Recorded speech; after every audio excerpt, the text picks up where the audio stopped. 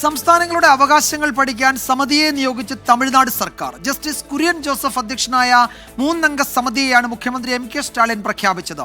Federal തത്വങ്ങളിൽ പുനഃപരിശോധന ആവശ്യമുണ്ടോ എന്നതടക്കം സമിതിയുടെ പരിഗണനാ വിഷയമാകും.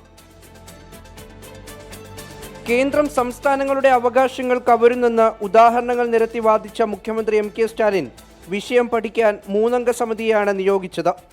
ജസ്റ്റിസ് കുര്യൻ ജോസഫ് അധ്യക്ഷനായ സമിതിയിൽ മുൻ IAS officer Ashok Vardhan Shetty, professor M Naganathan എന്നിവർ അംഗങ്ങളാണ്. കേന്ദ്ര സംസ്ഥാന ബന്ധങ്ങളിലെ സമഗ്ര പരിശോധനയാണ് സമിതിയുടെ ചുമതല.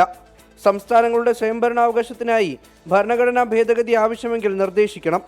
ജനുവരിയിൽ പ്രാഥമിക റിപ്പോർട്ടും 2 വർഷത്തിനുള്ളിൽ സമഗ്ര റിപ്പോർട്ടും നൽകണം. 1969 മുഖ്യമന്ത്രി കരുണാനിധി രാജമണ്ണാർ സമിതിയെ നിയോഗിച്ച് സംസ്ഥാന കേന്ദ്രബന്ധത്തെപ്പറ്റി റിപ്പോർട്ട് തേടിയിരുന്നു. തെരഞ്ഞെടുപ്പിന് 1 വർഷം മാത്രം ബാക്കി നിൽക്കെ കേന്ദ്രത്തോട് നേർക്കുനേർ പോരടിക്കുന്ന മറ്റൊരു നീക്കം കൂടി നടത്തിയിരിക്കുകയാണ് എം കെ സ്റ്റാലിൻ. 24 ചെന്നൈ.